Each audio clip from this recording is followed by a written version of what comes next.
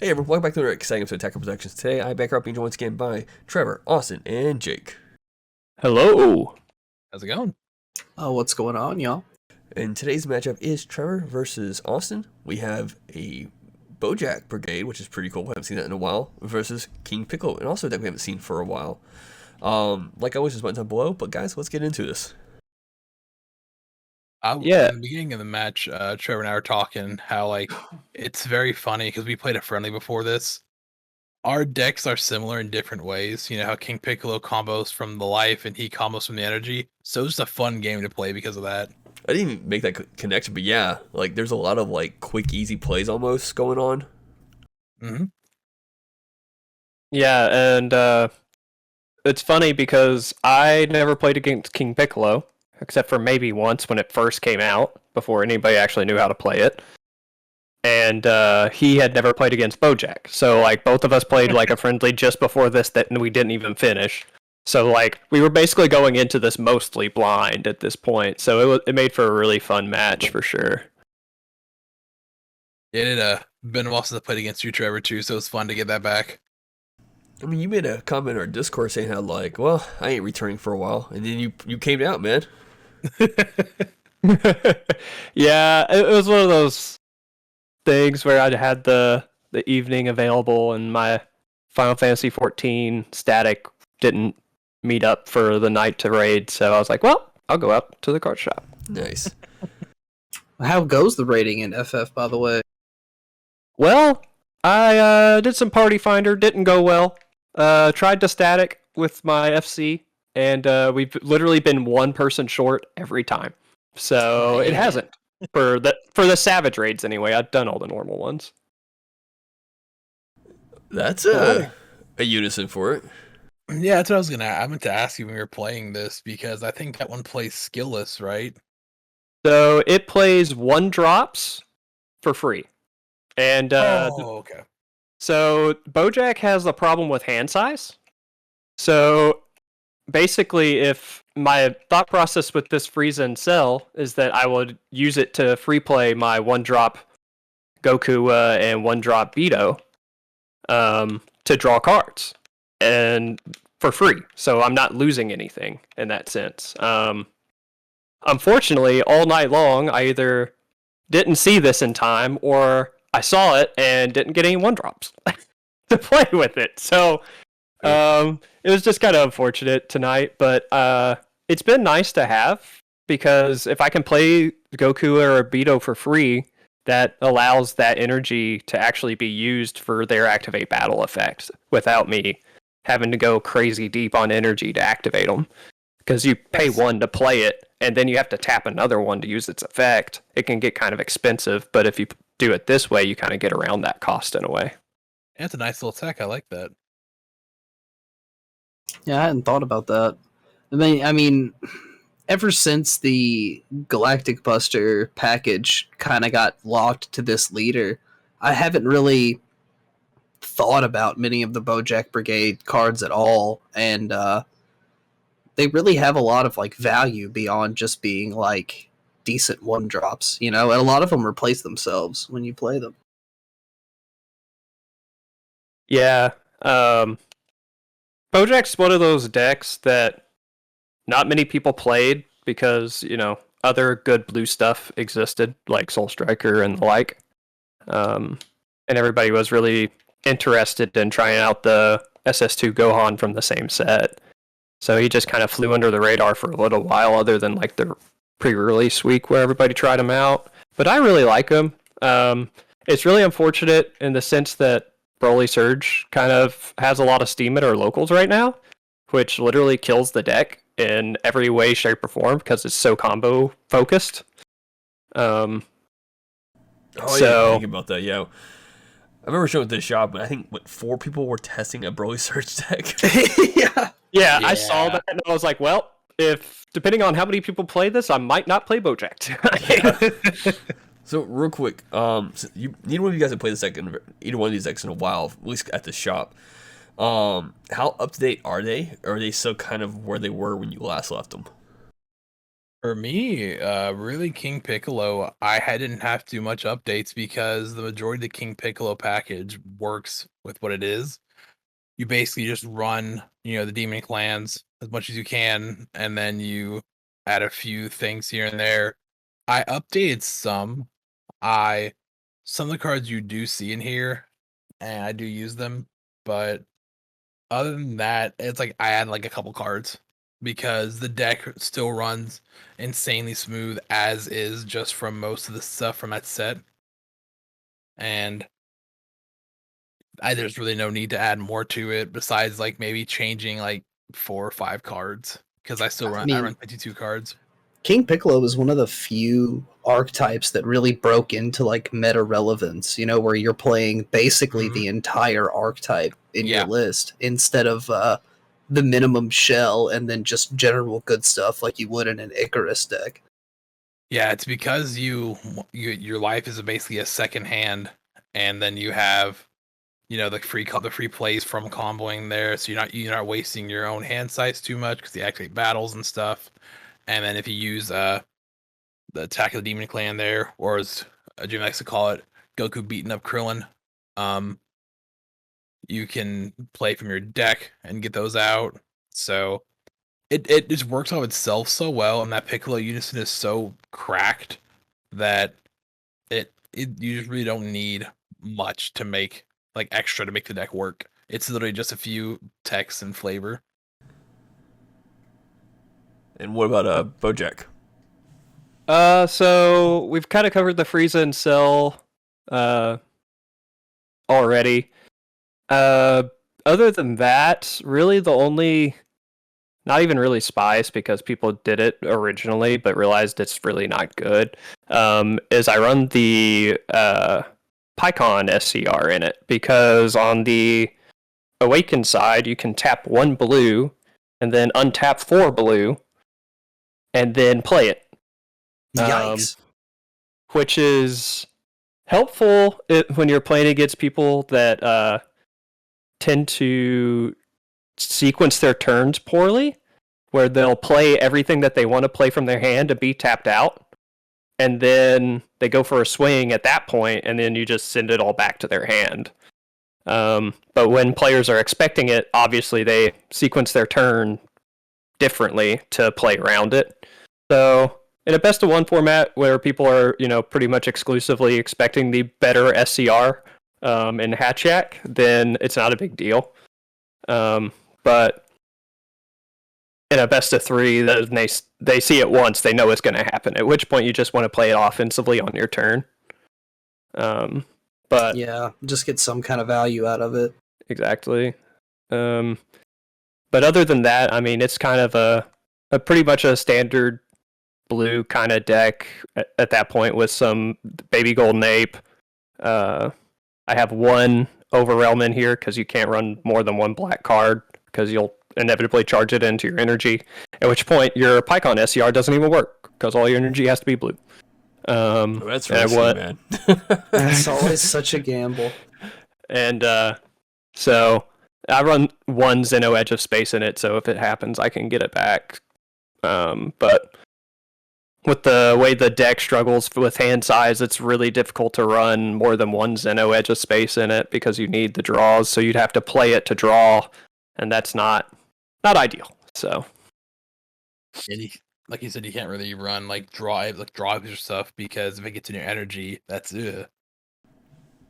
So I want to kind of go over a few things. It doesn't matter in this matchup as much. I forgot to mention at the beginning of the video, we typically, as soon as there's a ban list put into effect, we kind of, or a limit, we immediately put that stuff into effect at our locals. Jake had mentioned Kid Icarus. Even though it's been kind of powered down a little bit, it's still a good deck. So, yeah, I think the limited and banned list this time did a good job of like bringing things more in line with other decks as far as power level goes. And then I think when this next set comes out in March, like next month, I think there's going to be a lot of really interesting decks that'll be around, that all of which will be pretty powerful. Like I think at least 1 deck in every color will be a contender. So, looking at these boards are pretty heavy on both sides, and blue's doing what it does best and just kind of countering, negating, and just keeping what it needs where it needs. Yeah, this was a pretty heavy turn for Austin, though. He's insanely pressure with his King Piccolos he has on the board, just going crazy tall and also able to go pretty wide with it too. Yeah, I didn't get to do the original combo I wanted because he stopped, I think, both of my tambourine attacks. Usually what I do is since I had the Nappa, I wanted to try to like do this, and you'll see the arrival, the Chompavirus. That's what I wanted to do to give, my 40k attacker who's pseudo dual attack double strike for the turn. It's a nice tech in this deck that Jake gave me the idea for a while back. And the I had to get it in somewhere because I wanted he had 2 life. I'm like, just die. Just die. And Please. like it's blue is that's one of the things where like you get to a point where I think you have 3 energy, right? Yeah, I have 3 energy presently.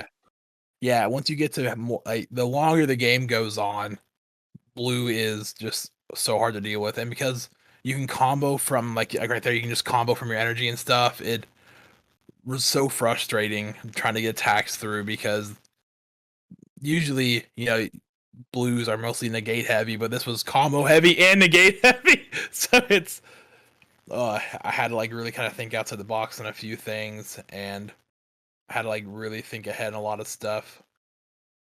And yeah, I was for certain that I would get him with combo power, but I didn't want to like dump everything, and I was just like, oh my gosh, how? You tapped 1 energy. I was like, come on. And then you corrected it. Yeah, Evildoer is so good. Yeah, it was one of those situations where in my head, I was like, oh wait, I choose the order of this. Let's fix this real quick. Yeah, and I was also describing what all the cards did because, like he said, he hadn't played against King Piccolo before. Is it pop any card? I can't remember. It's been a while. Yeah, choose any card, not ignoring barrier. So without barrier, you choose anything. And here I was trying to think, do I stop an additional attack this turn with one of these things that are still standing? Or do I get rid of something in a future turn? I chose the future turn in this case because I was like, I think I can survive this turn regardless, so may as well make the next turn a little bit easier to deal with. Ooh, diminishing and I had down to 1. And then I had no Piccolo Juniors in my life to play off because it got removed by a skill, And I remember seeing that. I looked at my life. I was like, of course.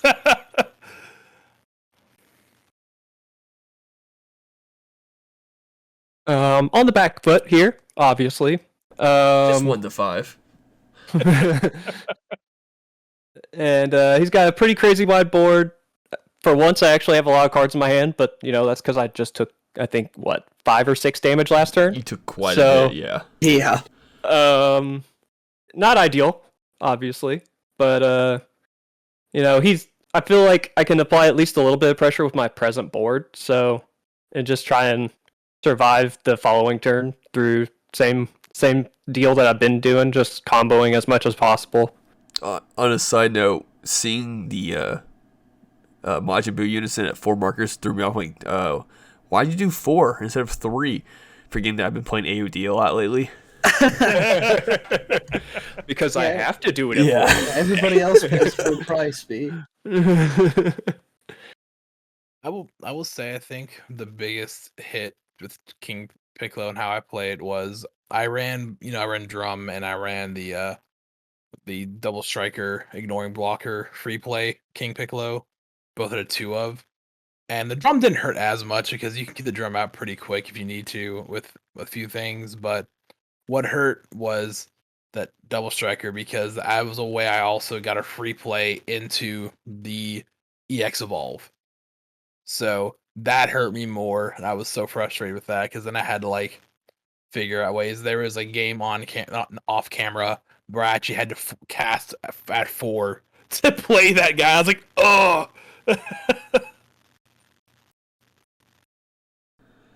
So here you got some options. You do have an open energy, which allows you to potentially negate, typically Dimension Magic just to restand, or in this case, Sense of Being to buff you up. You still have a blocker. Beans You still, twice. oh dang! He beans twice. That's awesome. And if you want to help stop a wide board, this is the unison to do it, you know? Yeah. Yeah, and when you play against a wide board in blue, Sensu beating as your leader up as much as possible makes such a huge difference in a turn, because your opponent then at that point has to decide think about which resources to use for combo to get over it versus play. In this case, kind of was my thought process between using the bean so heavily this turn, because I knew this is such an important turn to survive. With one life, somebody's going to go for the kill that turn. So, And we haven't seen any guys stealing trunks yet, so he has to play around that idea as well. yep. Yeah, this I can't see how many markers are on my. Is that one? You have 4. 4 on Piccolo. Why do I see 1? But yeah, I couldn't remember what my thought process was behind this. Oh, and I can't remember what we were reading there. But oh yeah, we were trying to check if I'd already used it once. We were talking, like, hey, have you already used it? But it was me picking up the life, and swapping it out. So we had a discuss that, and yeah, there goes more combo-y from Energy Blue stuff. It was actually frustrating to play against this, just because of how I wasn't expecting to be as combo heavy as it was. Real quick, so you did the -2, which you choose one of your battle cards energy costs 3 or less. You have a battle card energy cost of 4 on the board. So how did, or was it because you were playing the secret rare reason why? He shouldn't have lost Vegeta Evildoer if you're playing it off the Piccolo, but it doesn't really matter because you turn around. Yeah, and you're right. It got negged by 25 due to this, I think, the on play for this card. So we're good regardless. Yeah, I would have gotten rid of regardless, and that was my bad. For some reason, I forgot the 3. I just thought like 20k, and my brain just got focused on 20k, but it would have been removed regardless here. But yeah, oh yeah, I remember you two. You were frustrated because you were showing Jamie's like, "Oh man, I wanted to feature this, but you used a unison." Hey, you featured it. Yeah, I featured it in a whopping 10k combo. Ooh, so you opted out not to keep a blocker, tapped out with 3 life, going into his turn 5. There's a reason. I assume there's a reason. Yeah. I mean, you do have the Yeah. +1 nega card by 25, I think it is. 25, yeah. Can that hit unisons as well? No. No. Just battle cards. So I have a Piccolo Jr. in my life, so I can do a free 10k combo. Yeah, Plus yeah. 25. So that was one. And then, funny enough, my other reason was, it's an incorrect reason, but I had a Piccolo Jr. the negate in my hand. And I was like, oh yeah, it's just 2 more, right? It's specified 2 costs. I was reading and I was like, oh, I can't negate with this because of the Gohank's unison. He's a specified 4, not a specified 2. Oh, yeah. So I was like, oh no. And I know I could take 1 life, and then this is where I comboed up with that. Because he had like no hand size. Oh, okay, okay. I was literally 1 card in hand going into the turn. So at this point, it was game over. Yeah. Because he had hand, and I didn't have any Boujack Brigade in my energy to combo with at this point. So I just ran out of gas. That's rough. The battle card you played, because Austin, you didn't do a +1 to just neg it out. Nope. You get anything for playing that card? Do what? Do you get any effects for playing that card? So from playing it, no. Okay. From comboing it with it from your energy or battle area, I could draw a card. But my thought process is if I swung my unison, he would have just +1'd on his unison, so I wouldn't have been able to combo with it anyway. So it was a fruitless play just to finish out the turn and give him the win. Gotcha. Well, with that being said, the Gohanks is the 1 card I added to King Piccolo. It changed. No, it's a good secret rare for any red deck. Yeah. With that being said, thank you all for tuning in. Keep in mind, there's buttons below and on the screen. And like always, read your cards, know your plays, and fluff out.